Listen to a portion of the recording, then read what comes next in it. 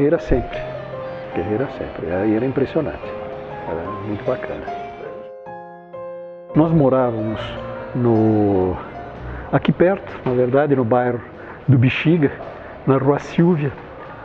E era um local assim, digamos, bastante simples. A rua, apesar de estar a 200 metros da Paulista, ainda era de terra, né?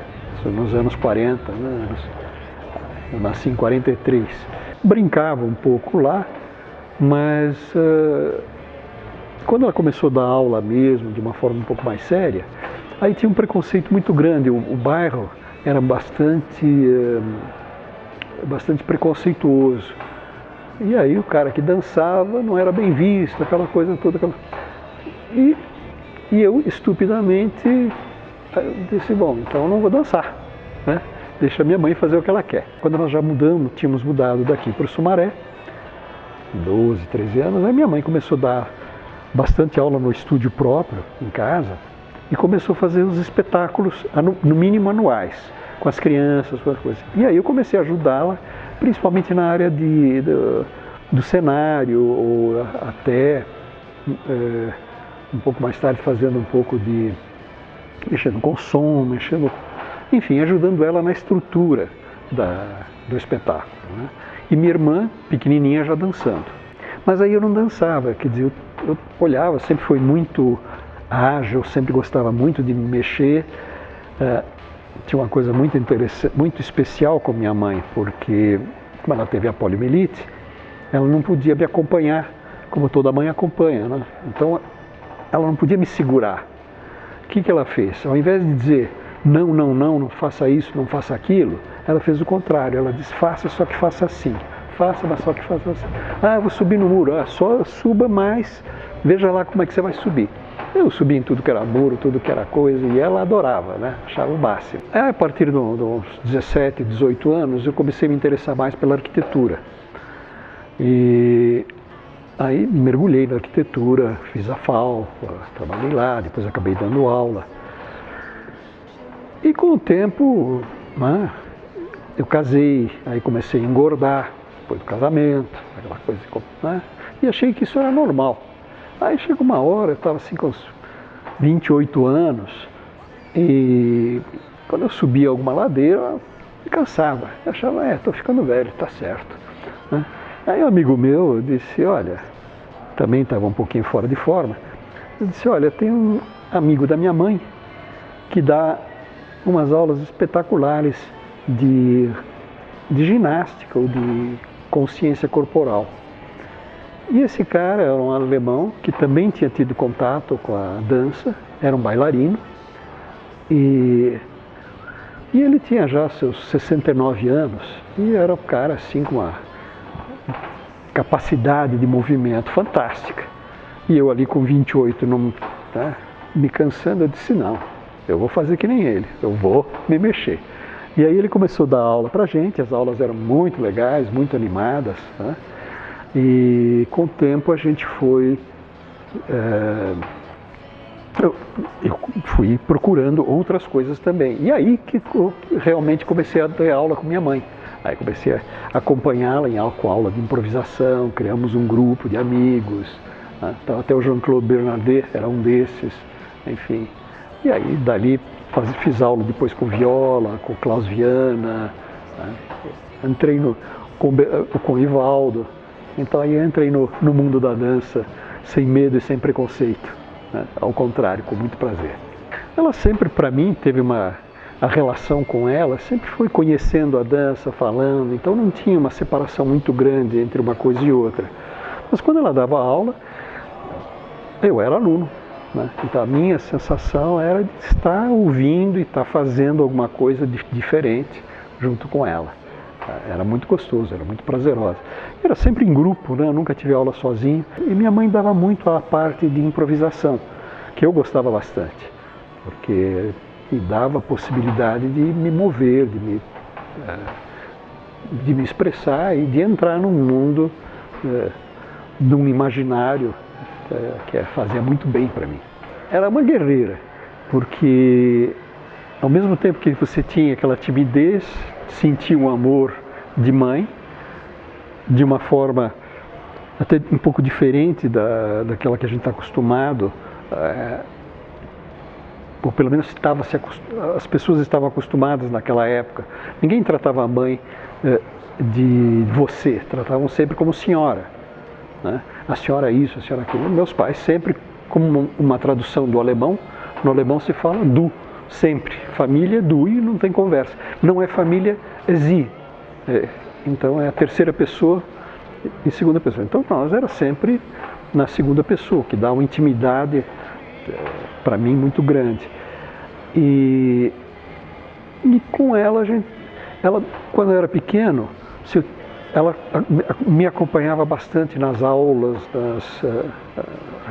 nos estudos, e ela aprendia junto, mas ela estava aprendendo português, ela melhorando o português dela. E então a gente curtia muito fazer. E ela inventava histórias, ela tem até histórias escritas, a história do anãozinho, umas brincadeiras assim de quando eu era bem pequeno. E tinha umas outras histórias, né, para poder aprender geografia. A gente tinha geografia de uma forma muito da decoração, né, de saber todos os lugares. Então ela fazia aquele joguinho de memória para ver quem que lembrava, quem não lembrava. Ela inventava um monte de coisa, ela era muito legal nisso.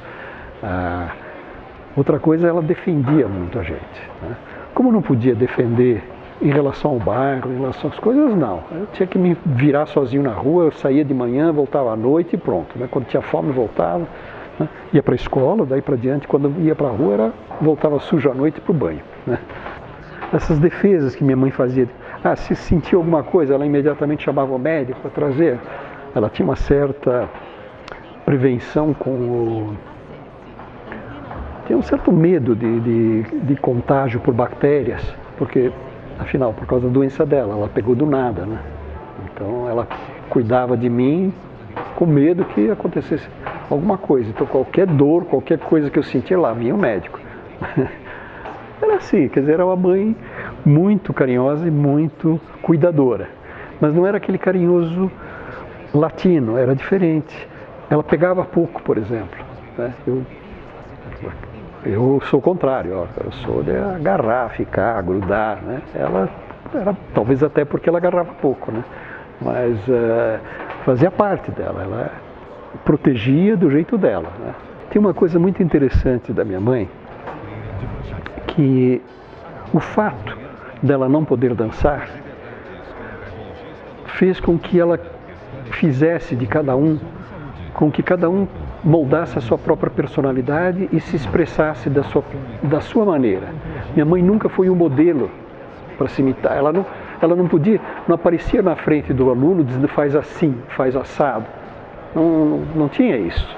Era sempre ela pela palavra e pelo acompanhamento e pelo estímulo e pelo jeito de ser. E, lógico, aí ela conversava, falava sobre como fazer o movimento, mas cada bailarino ou cada criança ou psicólogo ou quem teve aula com ela teve de uma forma pessoal, personalizada, mesmo que no grupo. E por isso cada um faz diferente, fala diferente dela. Olha, ela foi principalmente para mim uma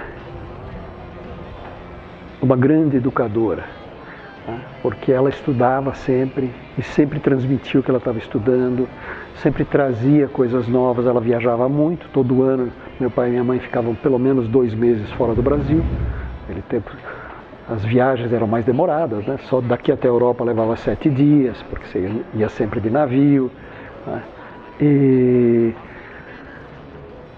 Mas as viagens e ela junto com meu pai, os dois juntos, eram de um dinamismo permanente. Sempre estava acontecendo alguma coisa lá em casa, né? Ou meu pai mostrando filme, ou minha mãe preparando espetáculo, preparando dança.